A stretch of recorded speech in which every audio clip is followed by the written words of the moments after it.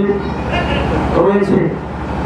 তো আল্লাহ পাক রব্বুল আলামিন এই যে শুধু পানি আর পানি ছিল, এই পানির ঠিক মধ্যভাগে আল্লাহ তাআলা ইচ্ছা করলেন একটা উঁচু জায়গা ছিল, ওই জায়গাটাতে আল্লাহ তাআলা ইচ্ছা করলেন জমিন বানালেন। সুবহানাল্লাহ। তো এটা আল্লাহ তাআলা ইচ্ছা করার পরে ওই উঁচু জায়গাটা নিচু হয়ে গেল। নিচু হয়ে যাওয়ার পরে এই জলের স্রোত এগুলো একসাথে আসার কারণে আস্তে আস্তে একটা ফেরা সৃষ্টি হলো। ফেরা সৃষ্টি হওয়ার পরে একটা ইট পরিমাণ জায়গা হলো। জায়গা হওয়ার পরে এই জায়গাটাই হচ্ছে কাবা শরীফ। সুবহানাল্লাহ।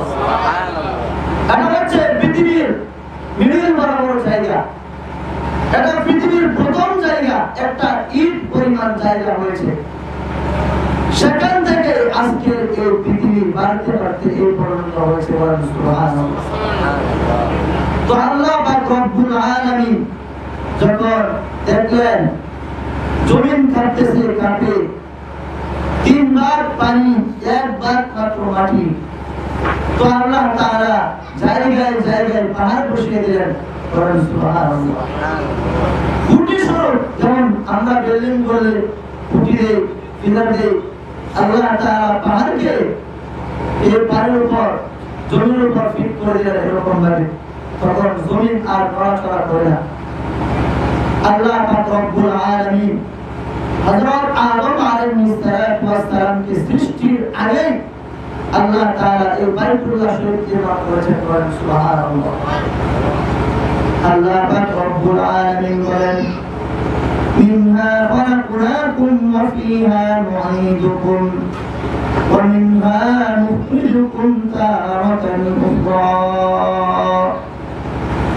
আল্লাহ পাক রব্বুল আলামিন বলেন, আমি তোমাদেরকে মাটি থেকে সৃষ্টি করেছি, তোমরা মাটিতে ফিরে যাবে, আবার পুনরায় মাটি থেকে উঠবে। পৃথিবীর প্রথম মাটি কি ছিল? কাবা শরীফ ছিল। সেখান থেকে পৃথিবীর সূচনা হয়েছে। বাইতুল্লাহ শরীফ সেখান থেকে শুরু হয়েছে।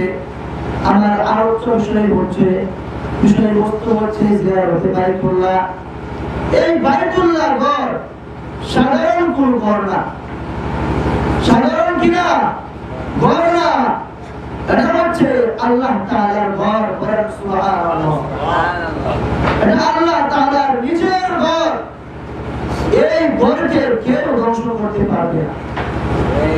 এই ঘরের জিম্মাদার একমাত্র আল্লাহ তাআলার কাছে। হযরত আদম আলাইহিস সালামকে পাঠালেন শ্রীলঙ্কায়, আর আম্মাজান হাওয়া আলাইহিস সালামকে পাঠালেন জেদ্দায়।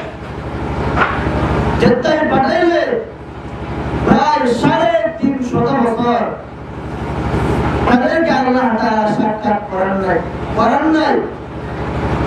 তাদেরকে আল্লাহ তাআলা এটাই বুঝিয়েছেন যে আল্লাহ তাআলার হুকুম লঙ্ঘন করলে তোমাদের জন্য এই বিধান, এই শাস্তি থাকবে। তখন তারা 350 বছর কান্নাকাটি করার পরে হাঁটতে হাঁটতে আল্লাহ তাআলা তাদেরকে চালালেন। তাদের দুজনের সাক্ষাৎ হয় আরাফার ময়দানে। সুবহানাল্লাহ। আরাফার ময়দান, যার অর্থ হচ্ছে পরিচিতি, মিলন হওয়ার জায়গা, সাক্ষাৎ হওয়ার জায়গা। সেখানে তাদের দুজনকে আল্লাহ তাআলা একত্রিত করলেন। কয় বছর পরে? 350 বছর পরে। সেখান থেকে আল্লাহ তাআলা বাইতুল্লাহ নিয়ে গেলেন তাদেরকে। বাইতুল্লাহ নিয়ে যাওয়ার পরে বাইতুল্লাহর কোন চিহ্ন ছিল না। আল্লাহ পাক হযরত জিবরাইল আলাইহিস সালামের মাধ্যমে বাইতুল্লাহ দেখিয়ে দিলেন। বাইতুল্লাহ দেখিয়ে দেওয়ার পরে হযরত আদম আলাইহিস সালাম ফেরেশতাদের মাধ্যমে সুন্দর করে আবার নির্মাণ করলেন। এটা হচ্ছে আল্লাহ তাআলার পরে হযরত আদম আলাইহিস সালাম কি করলেন? এই বাইতুল্লাহ নির্মাণ করলেন। আজকে এই পৃথিবী থেকে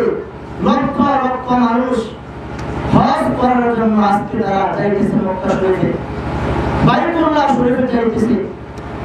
এই হাবিদের উসিলায় মক্কার আকাশ বাতাস ধরে হইতেছে। সকলের মুখে একটাই তালবিয়া, একটাই আওয়াজ, লাব্বাইক আল্লাহুম্মা লাব্বাইক লা শারীকা লাক লাব্বাইক ইন্নাল হামদা ওয়ান নি'মাতা লাকা ওয়াল মুলক।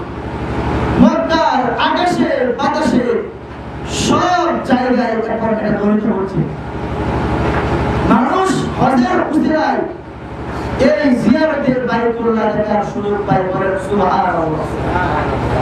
মানুষ যখন বাইতুল্লাহ যায়, যাওয়ার পরে সে চিন্তা করে বাইতুল্লাহ আমার প্রথম কিবলা। আমি আমার দেশে আমি যেখানেই থাকতাম বাইতুল্লাহর দিকে মুখ ফিরিয়ে আমি নামাজ আদায় করতাম, না জানি বাইতুল্লাহ শরীফ কেমন। আজকে যখন হারিসা